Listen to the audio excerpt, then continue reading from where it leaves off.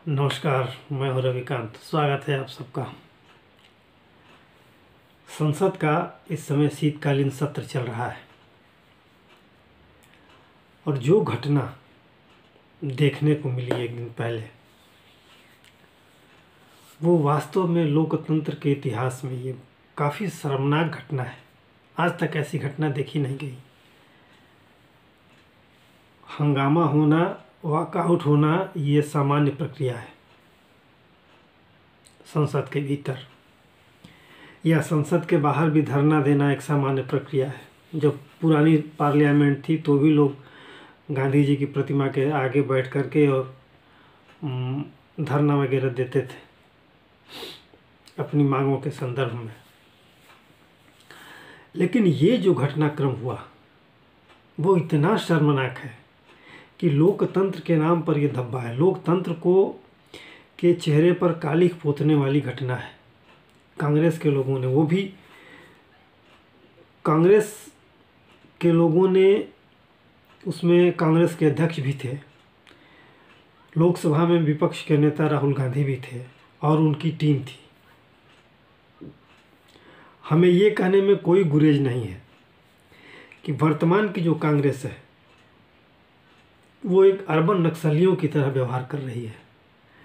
अगर इसे अर्बन नक्सलियों का गैंग कहा जाए तो कोई अतिशयोक्ति नहीं होगी। जिस नए पार्लियामेंट के जिस द्वार पर सत्ता पक्ष के कुछ सांसद वहाँ धरना दे रहे थे और एक पैसेज आने जाने के लिए खुला था, वहाँ से कोई भी आ जा सकता था, अंदर अंदर से बाहर, बाहर से अंदर। लेकिन इतना सब होने के बावजूद राहुल गांधी के साथ जो उनके लोग थे, तथाकथित गैंग के लोग थे, उन लोगों ने जानबूझकर धक्का मुक्की की। 3 सांसद घायल हो गए, जिनमें एक जो उड़ीसा से आते हैं, प्रताप सारंगी, उनको काफ़ी चोटें भी आई, सर में टाँके भी लगे, अस्पताल में भर्ती हैं। दूसरे हैं मुकेश राजपूत, वो भी अस्पताल में भर्ती हैं, उनका बीपी काफ़ी बढ़ा हुआ था। और एक महिला सांसद जीत करके आई हैं पूर्वोत्तर क्षेत्र से, नागालैंड से। उनका कहना है, उन्होंने सभापति को एक एप्लीकेशन दिया है, शिकायती पत्र, जिसमें उन्होंने कहा है कि राहुल गांधी मेरे सामने आकर के चीखे, चिल्लाए, जिससे मैं असहज हुई, मेरे काफ़ी नज़दीक आकर के चीखे। इसके विपरीत राहुल गांधी और उनके अन्य सहयोगियों का ये मत था कि हमें धक्का मुक्की की गई। क्या सही था, क्या गलत था, वो तो जांच के बाद पता चलेगा। भाजपा की तरफ से एफआईआर दी गई है थाने में और नामजद एफआईआर की गई है, और जो धाराएं लगी हैं वो काफ़ी गंभीर धाराएं हैं। बीएनएस की जो धाराएं लगी हैं 117, 115, 125, 131, 351, 3 का 5वां खंड, इसमें जानबूझकर गंभीर चोटें पहुंचाना, इसके अलावा आपराधिक कृत्य, दूसरे को चोट पहुंचाना, घायल करना वगैरह, व्यक्तिगत जीवन को खतरे में डालना। तो इस तरह की जो घटनाएं हैं और जो धाराएं लगी हैं, अगर इस पर जांच हो जाए और ये साबित हो जाए, क्योंकि इसके, हालांकि संसद में सीसीटीवी चारों तरफ, चप्पे चप्पे पर सीसीटीवी से निगरानी होती है उसकी, और इसकी सीसीटीवी की फुटेज भी है, ज़रूर होगी, लेकिन चूंकि संसद इसको रिलीज नहीं करती है कभी भी, सुरक्षात्मक दृष्टिकोण से अगर देखा जाए तो। लेकिन फिर भी जब अगर आरोप लगे हैं और इस तरह से गंभीर धाराएं लगाई गई हैं, तो प्रमाण के तौर पर सीसीटीवी की ये फुटेज काम आएंगी। और अगर ये बात साबित हो गई तो ये पहली बार ऐसा होगा कि संसद में हंगामा करने के बाद इतनी गंभीर धाराएं सांसदों के ऊपर लगेंगी, जिसमें सदस्यता भी जाने का खतरा है और लंबे समय तक चुनावी राजनीति से बाहर रहने का भी प्रतिबंध का खतरा है। तो वो सज़ा के ऊपर है। सज़ा अगर 2 साल से ऊपर है तो लंबे समय तक राजनीति से बाहर रहना पड़ेगा। और ये बात सिर्फ धक्का मुक्की की नहीं है, बात केवल उस मानदंड की है जिसकी अपेक्षा पूरे देश को होती है, पूरी दुनिया को होती है। क्योंकि भारत दुनिया का सबसे समृद्ध लोकतंत्र है और सबसे प्राचीन लोकतंत्र है।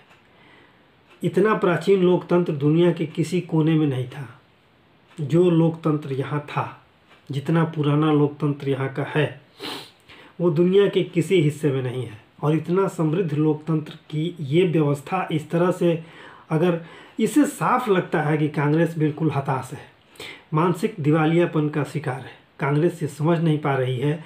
जो उत्साह खास तौर से राहुल गांधी को था 4 जून 2024 को मतगणना के बाद, उनको लगा था कि 99 सीटें 240 से ज़्यादा होती हैं, वो अरमान धूल धूसरित होता हुआ दिखने लगा अभी कुछ 4 या 5 महीने के अंदर, जब 2 लगातार चुनाव हारे। बाकी के जितने भी जून के बाद जितने भी विधानसभा के चुनाव हुए अब तक, उसमें महाराष्ट्र और हरियाणा में जो मुंह की खाई है कांग्रेस ने, वो कांग्रेस पचा नहीं पा रही है।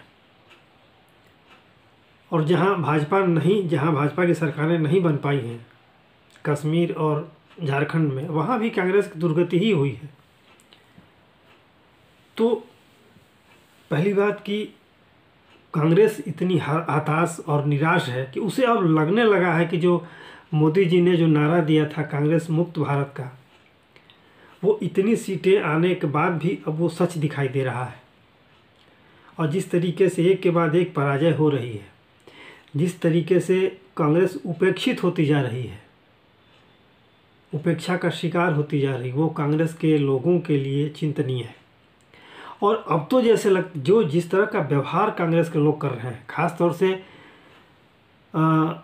राहुल गांधी एंड पार्टी, ये कहने में कोई शर्म नहीं आनी चाहिए, राहुल गांधी एंड पार्टी, वो एक गैंग की तरह काम कर रहे हैं। राजनीतिक पार्टी का जो दर्शन होता था वो तो कहीं दिखता नहीं। विगत 10 वर्षों से आप कांग्रेस का हालचाल देख लीजिए, उसका जो राजनीतिक व्यवहार है इस देश में, वो किस धरातल पर है, वो कितना निंदनीय है, उसकी जितनी भी निंदा की जाए कम है। आप सोचिए, इतनी पुरानी पार्टी, इस देश की सबसे पुरानी पार्टी, उस पार्टी की ये गत है। सिर्फ एक योग्य नेतृत्व न होने के कारण, पार्टी के दिशाहीनता के कारण, पार्टी को कोई नई दिशा न दिखा पाने के कारण, पार्टी कांग्रेस इतनी प्रतिशोध में जी रही है। कांग्रेस के अंदर इतनी ज्वाला है अपने पराजय की। अपमान जो कांग्रेस को मिला है, अपमान तो नहीं, वो कांग्रेस का व्यवहार है, अपमान नहीं कहा जाएगा, लेकिन जो पराजय का अपमानजनक घूंट है, वो कहीं न कहीं कांग्रेस के प्रथम परिवार को, जिसके रहमो करम पर ये पार्टी चल रही है, वो दिशाहीनता का शिकार है और उस दावानल में ये पार्टी जल रही है। आज भी उनको इतने झटके लगे, वो हाशिए पर आज भी हैं, फिर भी, और पराजय लगातार हो रही है, फिर भी वो ये मानने को तैयार नहीं है कि मोदी इस देश के प्रधानमंत्री हैं, भाजपा सरकार में है। और ये झटका जो तीसरी बार मोदी जी की सरकार बनी, ये झटका, जो अवसाद, जो गहरा अवसाद मिला है, जो धक्का मिला है कांग्रेस के लिए, कांग्रेस को तो ये भरोसा ही नहीं था कि कहाँ मोदी तीसरी बार भी सत्ता में आ सकते हैं। ये सब खींच है जो संसद में दिखाई दे रहा है। शुरू के दिन से ही 2014 में जब मोदी जी सत्ता में आए, तो वो 5 साल का दौर हंगामे का ही रहा। 19 में आए दूसरी बार, 19 से 24 के बीच भी हंगामे का ही रहा। और कांग्रेस की ये पूरी कोशिश होती रही कि सदन न चलने पाए, भाजपा कोई काम ही न करने पाए ताकि उसका लाभ हमें मिले। और 2024 में तो ये मान के बैठे थे कि सत्ता हमारी आ रही है। हुआ इसका विपरीत, पुनः मोदी जी आ गए।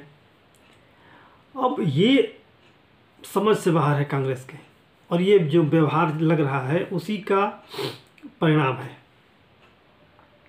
ये जो मानसिक आघात है, मानसिक अवसाद है, ये मनोरोगी की तरह पार्टी काम कर रही है कांग्रेस। आप सोचें, कोई भी पार्टी इस तरह से कैसे काम कर सकती है? सदन को लगातार बाधित करना, सत्ता पक्ष के हर एक कदम का विरोध करना।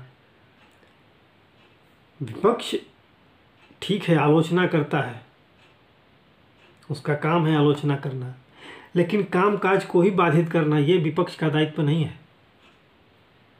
गुण दोषों के आधार पर विपक्ष साथ देता है सत्ता पक्ष का, यही परंपरा रही है लोकतंत्र की। लेकिन विगत 10 वर्षों में ये परंपरा खत्म हो गई है। तो ये जो कृत्य दिखा है वाकई शर्मनाक है, और इसके गंभीर परिणाम आने वाले 6 महीने हैं उसमें और इसके गंभीर परिणाम दिखेंगे।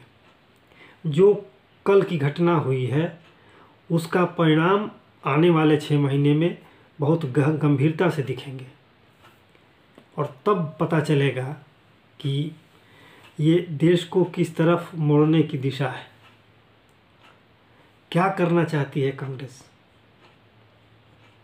अब तो ये तय हो गया है कि ये जो गंभीर धाराएं लगी हैं, अगर ये साबित हो गई तो कांग्रेस का प्रथम परिवार, खास तौर से राहुल गांधी, उनके ऊपर तो वज्रपात सा आएगा।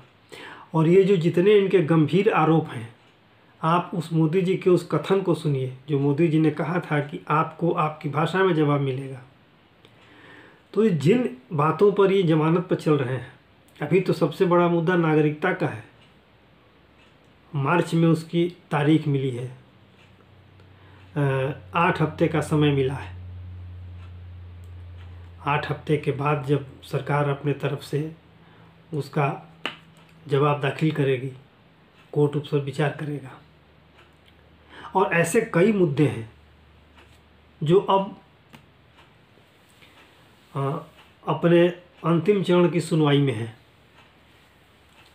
और इस तरह के व्यवहार, जिस तरह की धाराएं लगाई जा रही हैं, ये सारी कड़ियों को आप एक साथ जोड़िए और तब मूल्यांकन करिए कि क्या कांग्रेस राजनीति करने के लायक है।